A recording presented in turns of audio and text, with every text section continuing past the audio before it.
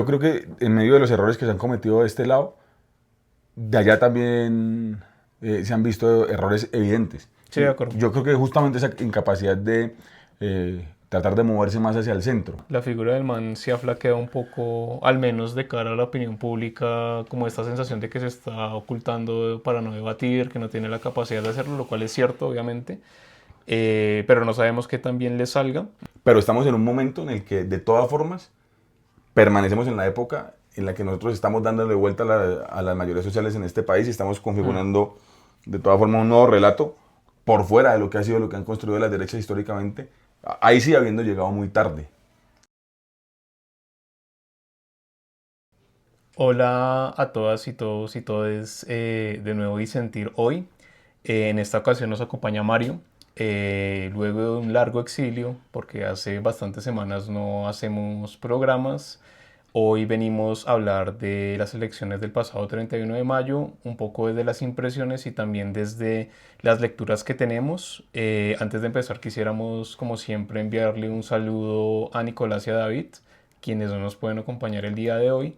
Y nada, entonces quisiéramos dividir el programa en dos grandes bloques. El primero de ello es acerca de las elecciones, de la votación, de la manera en que esa coyuntura nos tomó por sorpresa y nos puso en una posición de derrota, al menos en esta primera vuelta. Y luego de eso hablaremos de la campaña, de lo que se ha hecho en estas últimas 2 semanas, ya faltando menos de 10 días para la segunda vuelta del próximo 21 de junio. Entonces, Mario, quisiera preguntarte un poco cuáles son tus impresiones desde las cifras, desde el corazón y desde el sentir generalizado y pesimista que estamos experimentando todos en este momento. Yo creo que eso se puede analizar pues, de distintas maneras, porque incluso desde las cifras, por fuera de los datos de la derrota, de la votación del adversario, no estamos muy lejos de lo que se proyectaba. Es decir, en algún momento hablábamos de ganar en primera, se volvió de cierta manera un eslogan, creo yo, un poquito irresponsable, Sí. pero que aterrizaba a la realidad, no, creo que no estaba dentro de las expectativas de nadie. Y si bien estuvimos cerca de lo que veíamos como el escenario más desfavorable, estuvimos ahí sobre el 40% del total de los votos, que tal vez en un escenario más optimista lo habríamos visto 4 o 5 puntos por encima, pero no mucho más que eso. Y con una votación que realmente fue significativa, porque hablábamos de un crecimiento de más de 1 millón de votos con respecto a las elecciones pasadas, Ujú. pero que porcentualmente no representó un crecimiento. Por lo menos con respecto al total de los votos válidos que hubo para esta ocasión. Aunque sí pasaron otras cosas, como que la participación electoral aumentó muchísimo. O sea, esta Sí, vez estuvo un máximo histórico. para primera vuelta, Ujú. pero fue un máximo histórico para primera vuelta que estuvo apenas como 3 puntos, como 0,3 puntos por debajo, 3 décimas por debajo, creo, de lo que fue la participación en segunda vuelta de las elecciones pasadas, que tuvieron también una participación histórica. Claro, sí. ¿Sí? Entonces, sí hubo más gente que se volcó a votar. En efecto, sí vio que como que la curva de crecimiento que iba teniendo la participación o la votación histórica de las candidaturas de izquierda se aplastó un poco, pero sobre todo aparece esta realidad apabullante y esta sorpresa de que nos vimos con otra cosa que no había sucedido antes, y es que hubo otra candidatura que pasó el 40% de los votos en primera vuelta, que no ha pasado por lo menos desde que tenemos este modelo de votación que viene desde el 94, y que pusieron una cantidad de votos pues tan alta. Ujú. Sí, claro, como que la diferencia entre los votos de Abelardo y Cepeda fue 600.000 votos más o menos. Aproximadamente. Claro, sí, eso fue la principal razón de la sorpresa que nadie vio venir. Creo que muchos hablábamos de que tal vez la única encuestadora que le pegó fue Atlas Intel, con todo lo cuestionable fue sí, la que vio un crecimiento estrepitoso de Abelardo, sí, como una deflación, un decrecimiento acelerado de Paloma y un estancamiento de Cepeda en esa última semana. Un poco lo que, o la lectura que yo tenía, que no es tan política tal vez como la que tú puedas tener, pero sí es más sociológica o cultural, es más allá de las divisiones que vimos durante los meses previos, por lo menos desde marzo, que fue la consulta de la derecha, hasta mayo, esa ruptura entre el Centro Democrático y Salvación Nacional, es decir, entre Paloma y Abelardo, que fue una ruptura política, que fue pues llena como de, sí, como de, no sé, como odio entre ambas campañas, un montón de mierda que se tiraron entre ambos, pero que en últimas no afectó lo que tú dices, y fue que el voto se unificó a nivel de la campaña de Abelardo en la última semana, que yo creo que es una cosa cultural, que te decía que es un poco, Colombia es un país con valores de derecha y más allá de las rupturas pues coyunturales que tengan los partidos, la gente sabe por quién votar, sí, eso no tiene que tener una directriz de militancia o de partido para hacerlo, y en esta ocasión pues la gente sabía que tenía que votar mucho por Abelardo y lo vimos en Bogotá, al menos en las Ujú. localidades del norte, Usaquén, Chapinero, Teusaquillo, que la gente votó un montón, si no estoy mal, del censo electoral, por ejemplo, de Usaquén, como cerca al 80% de la gente votó y votó pues mayoritariamente por la derecha. Entonces eso muestra como que hay un sentido común de derecha que se activó más allá de las rupturas coyunturales, pero tal vez tú tienes una lectura diferente o más matizada de eso, ¿no? No, yo comparto la lectura, pero creo que pasaron varias cosas también que son importantes. Yo creo que dentro de los cálculos de todos estaba que iba a haber una canibalización de las candidaturas, Ujú, pero que esa pugna se iba a resolver pues de forma menos drástica, ujú, por lo menos en cuanto a la diferencia de votos.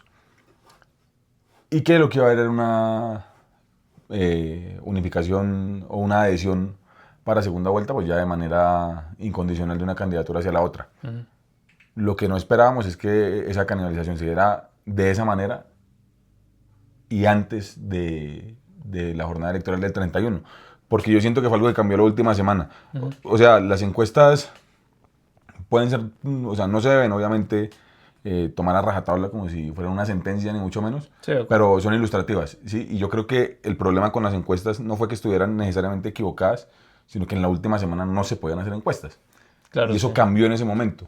Y yo creo que el hecho de que Abelardo haya sabido capitalizar esos votos apelando al voto útil, Ujú. o sea, al voto funcional, logró que gran parte de esa derecha uribista se le terminara adhiriendo. En Bogotá, evidentemente, es un voto, como lo mencionabas, que tiene que ver más con unas cuestiones subjetivas que están muy incorporadas en el sentido común de la gente.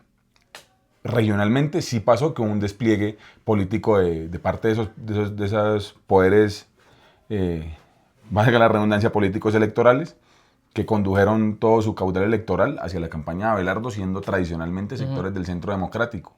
Y eso se vio ahí. Ahora, yo creo que eso cambia un poco también la forma en cómo se debe evaluar eso, por lo menos de cara a lo que pasó en las elecciones pasadas, cuando hablábamos de que las dos candidaturas sumaron algo más del 52% de los votos Ujú. y esta vez apenas llegaron al 49%, pero siento yo en condiciones completamente distintas, Sí. porque de alguna manera como que hemos tratado de dar por hecho que el escenario es, si no igual, incluso más favorable, y yo creo que eso está muy lejos de la realidad. Claro, sí. Sí, hay como una cosa, sí, como una diferencia muy grande entre ambos escenarios, el de 2022 y el actual escenario de 2026. A propósito de lo que tú dices, me surge una pregunta que creo que también es tal vez para abordar el tema desde un optimismo no tan ingenuo, pero pues un optimismo al fin y al cabo, y es, ¿tú crees que este es como el tope de la derecha, de alguna manera? O sea, ¿crees que el crecimiento de la derecha en segunda vuelta va a ser mucho mayor? Porque pues una de las, digamos, lecturas que mucha gente hace en este momento es que en los departamentos donde ellos ganaron y donde históricamente han sido fuertes, tipo Cundinamarca, el centro del país, Santander, Antioquia, no pueden crecer más, o sea, como que les va a quedar muy difícil crecer. En cambio, departamentos donde históricamente el pacto ha tenido una votación grande, por lo menos en comparación con 2022, como Nariño, como el Pacífico en general, los departamentos del Pacífico, mucha menos gente votó que la gente que votó en 2022. Entonces como que hay un margen de crecer más ahí. No sé Sí, cómo tú le das esa posibilidad. sí, en esos departamentos no fue mucho menos, pero sí fue menos, en la mayoría de ellos por lo menos. Sí, en la mayoría, en el Sí, Cauca, y en el Valle del hubo, Cauca. hubo casi que un calco también de cómo fue el comportamiento electoral eh, de los distintos departamentos en las elecciones anteriores, salvo Boyacá. Ah, ok, ya. ¿Sí? Que Boyacá esta vez, a pesar de que pues, en apariencia por lo menos, tenía una gobernación adherida a la campaña de Iván Cepeda, que es la de Carlos Amaya, pues resultó en un triunfo de Abelardo. Claro. Sí. Sin embargo, eso que preguntas a mí me genera también muchas dudas porque yo siento que el hecho de que no nos hayamos visto frente a una situación de estas, ¿sí? Con estas características, hace que todo parezca muy incierto. Pero hay pistas en el aire, ¿sí?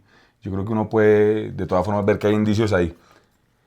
En otro momento, hablando ya en un espacio más informal, tú decías que un acierto de esta campaña de Abelardo y de la derecha en general había sido que había jugado la primera vuelta como si fuera la segunda. Ah, sí, indudablemente. Yo ¿Sí? creo que ellos Y están yo creo que esa lectura mentalizados. de la posibilidad de haber llegado a su techo está relacionada con eso.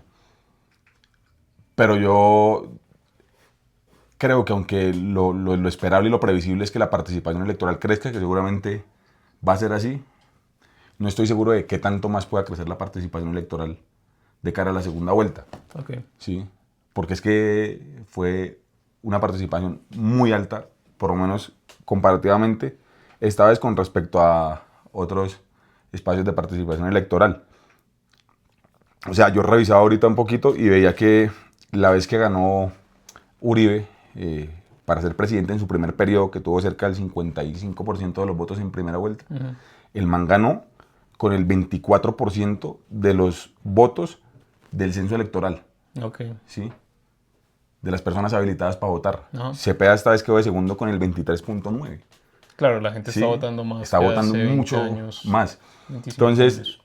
ahí es donde me surge la pregunta que también como que vas a compartir tú es de dónde están los votos entonces. Ujú, sí, ¿Sí? exacto. ¿Se puede crecer más? ¿Dónde se puede crecer más? Pues O ahorita dónde hay que dice, pescar en la gente que ya salió claro, a sí. votar. Porque yo sí siento que la campaña de Abelardo, la candidatura de Abelardo está muy cerca de su techo. Sí, Lo que no estoy tan seguro es que en las condiciones actuales nosotros tenemos como crecer hasta allá, a pesar de que son solamente 600.000 votos de diferencia en apariencia. sí, o sea, están en su techo primero porque en las últimas semanas han cambiado el discurso, lo han modulado y ha estado más José Manuel Restrepo vendiéndose como un centrista conservador y hablando de medio ambiente, pisando frailejones y bueno, creo que mucha gente ha visto esos videos. Y por otro lado, pues Abelardo como que lo han escondido, ¿no? Como que creo que buscan como captar ese votante de centro o ese indeciso, pero yo comparto lo que tú dices, creo que no hay como un margen muy claro y también por otro lado, pues nosotros tenemos una incapacidad muy grande como izquierda de llegarle a ese voto de centro. Te decía ahorita que hoy recién salió como el nuevo programa de Cepeda de las tres revoluciones en el cual se modulan temas como la paz total, se hacen como críticas y se dice no es paz total sino paz integral. O sea, yo creo que son como guiños al centro político, pero es que el timing es muy difícil porque faltan Pocos 10 días, días, muy sí, pocos días. 9 días. Entonces yo creo que hay un intento pues de la izquierda por llegarle al centro, pudiendo tener un potencial muy grande, y hay un intento de la extrema derecha de llegar al centro, pero como teniendo la incapacidad de hacerlo, yo creo. Y yo creo que en medio de los errores que se han cometido de este lado, de allá también se han visto errores evidentes. Sí, de ¿Sí? acuerdo. Yo creo que justamente esa incapacidad de tratar de moverse más hacia el centro, Ujú. y que lo han intentado, pero de manera bastante errática. Sí, Es sí. decir, yo esperaba, por ejemplo, que la intervención de Abelardo el domingo 31 fuera un poco en un tono más conciliador, Ujú. tratando de acercar a quienes pudiera de cara a la segunda vuelta. Luego lo pensé y dije, no, pues de hecho el man hizo lo que correspondía, que es como hablar en el tono que lo ha hecho a quienes ya fueron sus electores. ¿Sí? Pero sí esperaba que con el pasar de los días él fuera moderando su discurso. Sí, Y sí. pasaron cosas como que empezaron a hablar de cosas que no habían abordado como elementos de campaña. Incluso las montaron, cambiaron su programa en la página de En la internet de ellos y página demás. de Y los empezaron a defensores de la hablar patria, sí. del milagro ambiental, Ujú. del milagro de las De mujeres, la del milagro de cultura. la cultura, del bienestar animal. Y incorporar unos elementos discursivos que uno pensaba podían volver los elementos de campaña, pero que en últimas no pasó. O sea, Claro, ha pasado con Restrepo un poco, claro. ¿sí? Pero Abelardo no ha salido a decir nada a propósito de eso, ¿sí? Sí, Y son cosas que hoy están consignadas en su programa. la figura del man se ha flaqueado un poco, al menos de cara a la opinión pública, como esta sensación de que se está ocultando para no debatir, que no tiene la capacidad de hacerlo, lo cual es cierto, obviamente. pero no sabemos qué tan bien le salga. Un poco para responder la pregunta, uno podría decir dónde están los votos. Están en el centro y en regiones específicas, ¿no? Bogotá y la costa tal vez, ¿no? Como un poco por el potencial que tienen las zonas en Bogotá que son tradicionalmente del pacto que votaron menos y por el potencial que tal vez tiene el pacto en la costa que votó menos también, un poco comparativamente con 2022. Es un poco la conclusión a la que llegaría y pues todo depende de quién logre capitalizar esos votos en esas dos regiones y pues en ese espectro político de indecisos y de centro. Bueno, para continuar con esta charla, ya siendo como es el estado de cosas que tenemos, que como que le da a uno un poco asustado Sí, no. y con un montón de incertidumbre, habría que ver entonces qué lectura tenemos, pero ya no de lo que pasó, sino de lo que De tendríamos que hacer. lo que ¿Sí? queda Porque por hacer. creo que la hemos embarrado bastante Mm. en términos generales desde la campaña, a nivel de la centralidad de la campaña, pero también del trabajo que se ha hecho desde los distintos espacios locales, regionales y demás. Pero que alguna vaina hay que hacer. O sea, a mí se me ocurren muchas cosas. Tal vez es como muy caótica la vaina y demás, pero siento que hay posibilidades. Sí, no, pues yo creo que al menos, o sea, como que han pasado dos cosas desde mi punto de vista. Una es que la campaña se la ha apropiado más la gente que la campaña misma, es decir, todas estas iniciativas autónomas y espontáneas de jóvenes, de las marchas que se han hecho en las universidades públicas, tanto regionales como, no sé, aquí en Bogotá también ha pasado lo de los K-popers, o sea, como que hay como un sentido de vamos a hacer que esta campaña sea como popular en el sentido de que involucre gente más allá de la gente que la direcciona desde el pacto histórico y desde el círculo de Iván Cepeda. Y por otro lado, como que hay como más claro como un eslogan, ¿no? Como, no sé, me la juego por la vida, eso no existía esa champeta que salió de coger la plata del tigre y vete por Cepeda. O sea, como Es que buenísima, son güey. cosas que se han hecho por la gente y no por la campaña. Entonces, un poco el otro punto que quisiera tocar es esa tensión que existe entre la dirección de la campaña de Iván con María José Pizarro, Gabriel Becerra y David Flores, que pues realmente la han cagado. O sea, como que uno no puede ser condescendiente porque se ha hecho mal. Y la gente que está en la calle lo sabe. Y un poco para decirlo en palabras de nuestro productor, que alguna vez lo dijo de manera muy clara, es que la gente está haciendo el 20% y dándola toda en la calle, pero el otro 80% depende de las alianzas que se puedan hacer, de lo que pueda salir a decir Iván más allá de hacer denuncias penales y de hablar mal de Abelardo. O sea, no está vendiendo un proyecto de país tal y como Petro sí lo hizo, ¿no? Sí. Entonces yo diría eso, o sea, como que mi perspectiva es, la gente está apropiando de esto, pero la pelota está en la cancha de la campaña y no están haciendo un culo. Es que yo siento, con respecto a eso último que mencionabas, como para empezar por ahí, que el tiempo de hablar de las bondades de este gobierno se agotó. Ok, ¿Sí? Que es una cosa que debió haber sido más clara desde el principio y que de hecho los hechos están ahí, que podríamos también incluso hacer otro programa para hablar de esa vaina, para darle juguete a Petro, pero decirle, pero huevón, sí, te reconocemos que hubo muchas cosas que claro, sí. realmente mejoraron, pero yo creo que esa etapa de la campaña se agotó y no se abordó de la manera que correspondía. Ok, ¿Sí? O sea, ya. no se supieron encauzar esos esfuerzos para que la gente sintiera la necesidad de seguir apoyando el proyecto político Ok, como un espacio de continuidad. ok, ¿Sí? ok.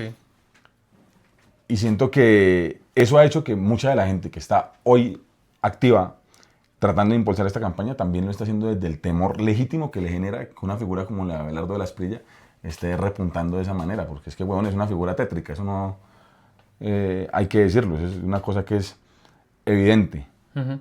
pero sí se quedan estériles esos esfuerzos de la gente si no se saben Sí, conducir desde los dirección. espacios donde se direcciona la política, Ujú. ¿sí? Donde se tienen que hacer las alianzas. Yo creo que es momento de verdad hablar de manera muy franca con esos sectores que se pretende acercar y, y muy leal también en términos de lo que se pretenda construir con ellas, porque yo creo que desde una perspectiva un poco soberbia se pensó que no era necesario dialogar con el centro y ahora no es solamente dialogar para triunfar electoralmente, sino que es necesario incorporarlos para construir políticamente. Sí, es que es soberbia, como A tú mí dices, no me ¿no? gusta la idea, sí, Mm. soy muy franco en ese, no, bueno, muy franco no, muy sincero en ese sentido, pero es un momento que precisa hacer ese tipo de de cosas, ¿sí? De alianzas no solamente electorales, sino alianzas políticas estratégicas.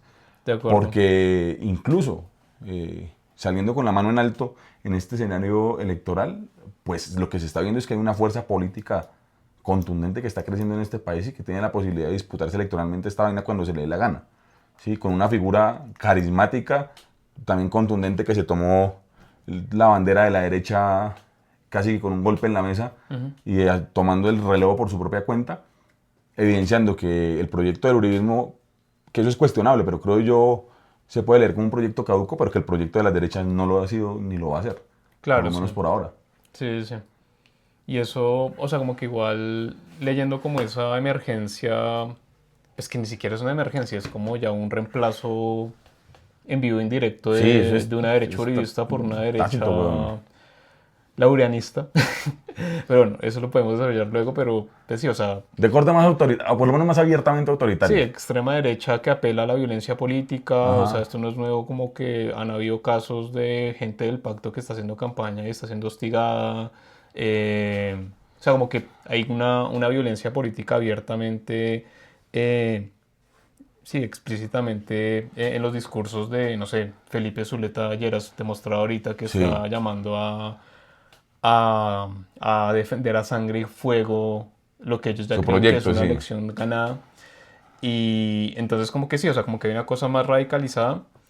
Y yo creo que ahí un poco la pregunta es, sí, como, ¿qué papel tiene la izquierda en relación también con Petro? Porque siento que una cosa ha sido la campaña y otra cosa también ha sido Petro, Ujú. que se ha radicalizado obviamente, pero como que no ha habido una acción coordinada entre el radicalismo de Petro como desde su posición de presidente, no sé, el man salió a desconocer el primer día los resultados, bueno, en términos liberales no los desconoció, simplemente dijo pues el escrutinio es la última palabra, pero todo el mundo salió a decir que eso estaba mal, y como que se están pisando los cables, o sea, yo creo que hay como una cosa, también una incapacidad de, sí, como de radicalizarnos y al mismo tiempo negociar, o sea, yo creo que hay una cosa ahí que valdría la pena como también analizar, ¿no?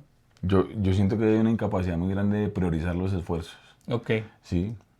Y eso pasa por ahí, por los espacios donde se discute y se define la política, pasa incluso por las tareas más cotidianas y el trabajo que hace también más desde los territorios donde se mueve la gente, porque yo siento que no es ni siquiera un momento para tratar de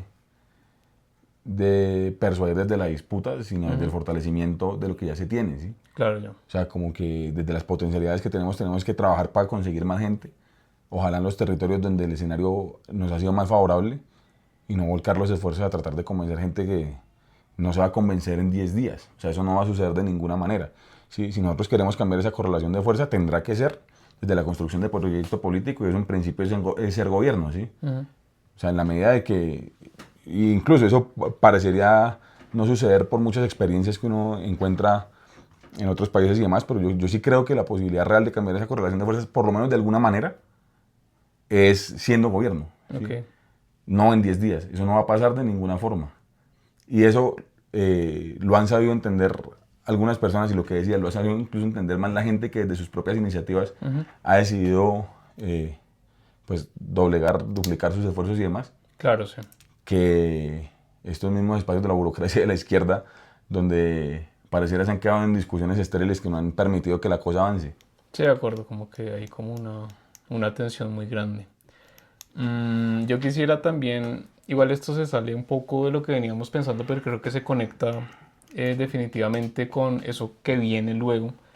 Y son posibles escenarios, ¿no? O sea, creo que uno ya a estas alturas puede especular qué vendría para la izquierda en un eventual gobierno de Iván Cepeda con, digamos, como con esta tensión tan grande de que vamos a ganar por muy poco, que no vamos a tener margen de gobierno, tal y como si lo tuvo Petro, tal vez si ganamos.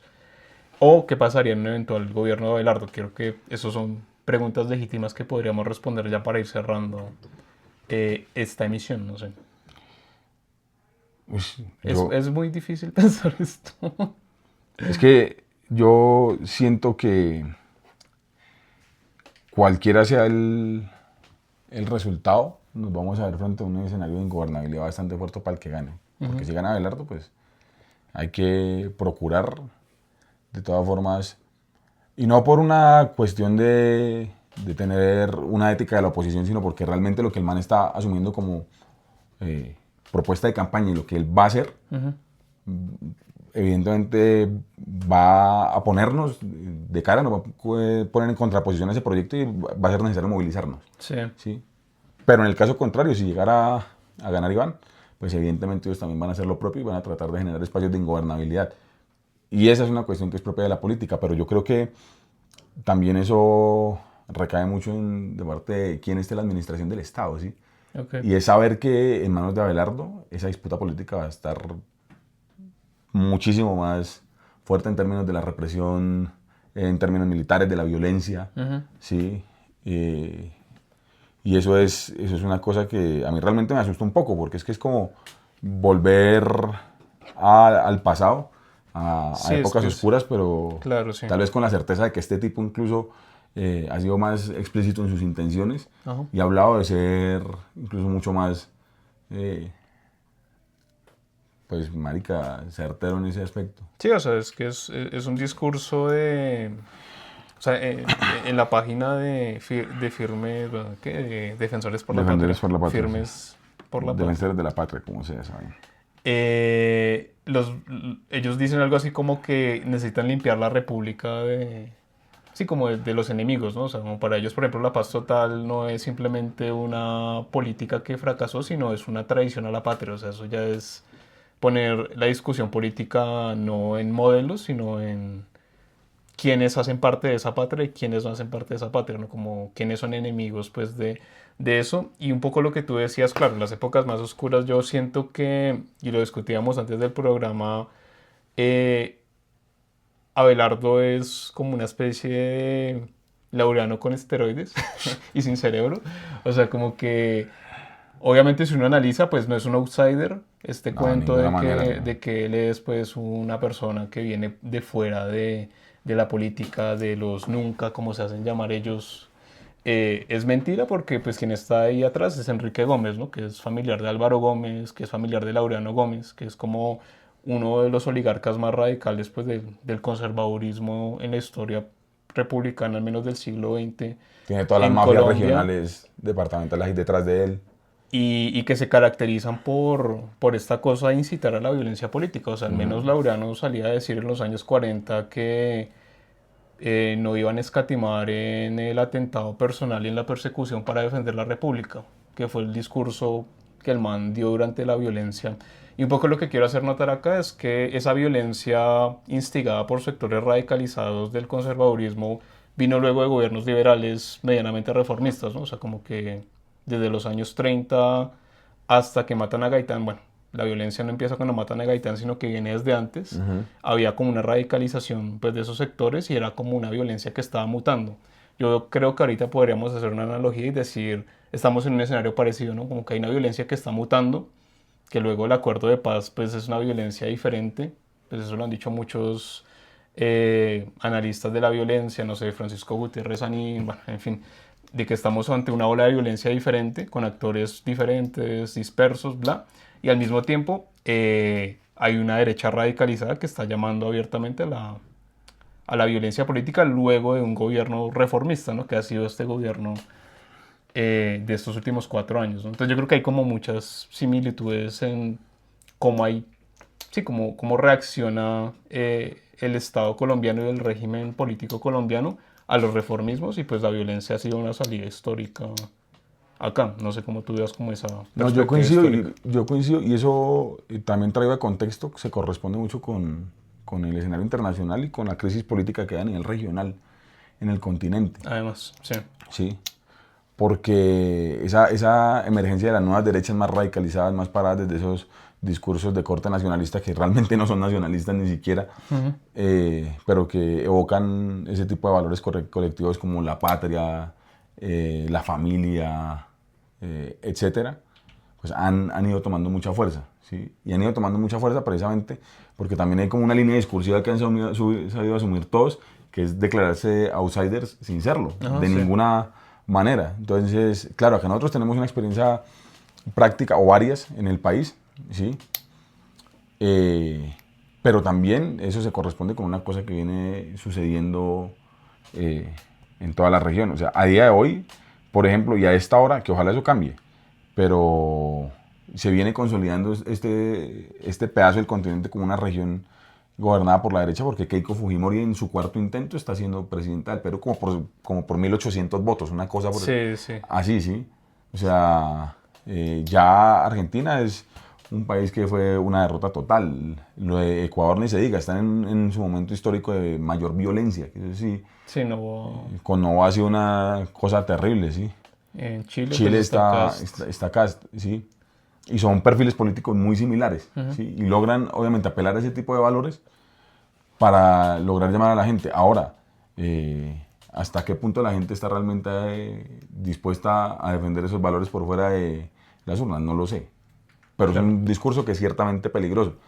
Yo, cuando estaba mencionando eso, estaba pensando en una cosa que yo dije antes y que muestra como una forma diametralmente opuesta de pensarse la política y la capacidad de ganar en la correlación de fuerzas. Y yo decía, marica, la gente hay que ganársela haciendo gobierno, pero lo decía en términos de generar resultados y cambiar las condiciones de vida de la gente Sí, para poder construir mayorías sociales desde ahí, ¿sí? Yo creo que acá el discurso es completamente distinto, o sea, es el de la aniquilación y de la exterminación física, sí, sí, ¿sí? exacto, sí. Y eso es peligroso, ¿sí? Es muy peligroso, sobre todo porque poderlo decir abiertamente, incluso apelando a la defensa de las instituciones, cuando se dice que un gobierno puede, o un presidente más bien, puede gobernar con el Congreso o por decreto, Ujú. pues hombre, ¿dónde está el orden constitucional que él mismo llama a defender? Sí, es absurdo como esa defensa de la Constitución, pero también al mismo tiempo como una transgresión de división de poderes, de el sentido mismo del Estado Social de Derecho al decir voy a eliminar un montón de instituciones Ujú. de carácter social del Estado, o sea, claro, es abiertamente inconstitucional. Y sí, o sea, yo ese factor internacional creo que pesa mucho.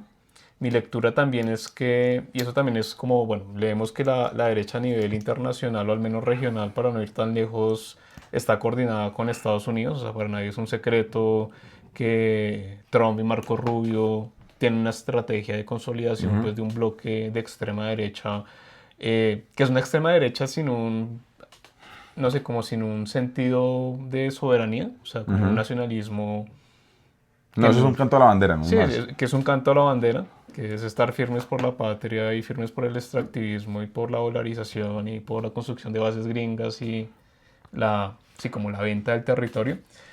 Y yo siento que ahí hay un punto importante y es como que nunca somos capaces como izquierda de consolidar un bloque regional que perdure, ¿no? O sea, como que lo más cercano a eso fue el La década ganada. Mercosur y la década ganada, pero la derecha ha sido muy capaz de hacer eso. Y ya a un nivel internacional, bueno, yo te decía que no me era el plano internacional, pero yo siento, no sé, el papel que tiene Israel, Ajá. las Sí, es compañías que no se puede no hablar de eso ahorita, que weón, se es meten imposible. como a, sí, como a influenciar algoritmos, toda Ujú. esta guerra con IA. O sea, como que hay una arista muy Palantir y grande, todo eso. pues que no vamos a tocar ahorita, pero que sí nos habla de una incapacidad de la izquierda de tener un proyecto Pero internacional de pilla que hay defensa.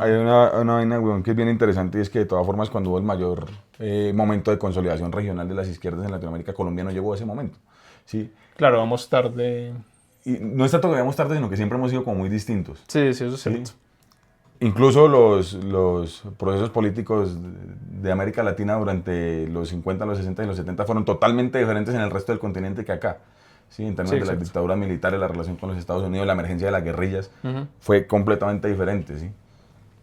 Y eso de alguna forma habla de que aquí pues el comportamiento de las personas, incluso electoralmente, es distinto y es otro. Bueno, de ¿Sí? acuerdo, sí. Eso es un Y punto yo interesante. siento que eso indica que de alguna manera este escenario que nos está presentando pues, es fatídico y es terrible, pero que da posibilidades de hacer. O sea, hay unas potencialidades, hay unas cosas a explotar Ujú. para poderle dar vuelta a la situación en estos pocos días, ¿sí? Porque yo creo que esos valores a los que apela esa derecha, que han logrado seducir a grandes sectores del electorado en todo el continente, incluso con una votación aplastante como la que tuvo Abelardo, equivalente a la que tuvo un tipo de mente como lo era Rodolfo Hernández la vez pasada, que puso 10.250.000 votos en segunda vuelta, no han logrado configurar totalmente esas mayorías sociales que incluso se han mermado en los últimos 20 años. O sea, está bien que veamos esto con cierto pesimismo, Ok, sí. ¿sí? Y lo que yo decía al principio, por lo menos electoralmente, la curva de crecimiento de la izquierda se estancó, o sea, como que Sí, no se aplanó, ¿sí? crecimos, sí.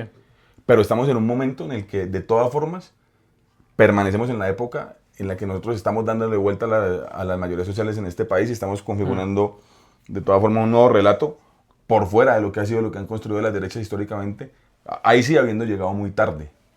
¿Sí? Claro, sí.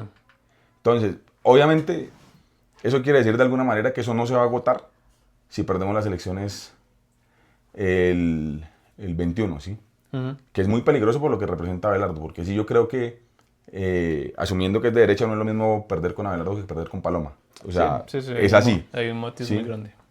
Pero de alguna manera, sabiendo incluso que ese escenario no agota las posibilidades políticas y dándole la prioridad que le corresponde a ese escenario, yo creo que el lugar que hay que darle al optimismo parte es de ver eso desde un ángulo más amplio y ver que los últimos años han sido de crecimiento, ¿sí? Que de todas formas han sido de cambiar la correlación de fuerzas, que de todas formas han sido de aumentar en esa necesidad de configurar mayorías sociales en el país, incluso en contraposición a lo que ha pasado en el resto del continente.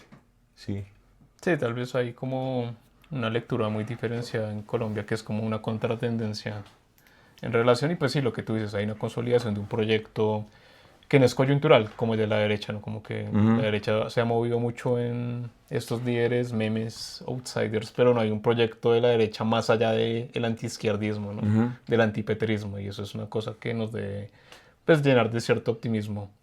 Y como somos optimistas, llegamos hasta aquí, vamos a seguir haciendo campaña, vamos a seguir estando en las calles, en las redes. Y les agradecemos por estar de nuevo aquí acompañándonos. Esperamos en los próximos programas hablar un poco más del programa de Cepeda. Creo que es importante ver que él sacó un programa nuevo tendiendo lazos con el centro y pues quisiéramos como difundirlo. Y nada, listo. algunas palabras de cierre. No, yo pues agradecerles por la invitación.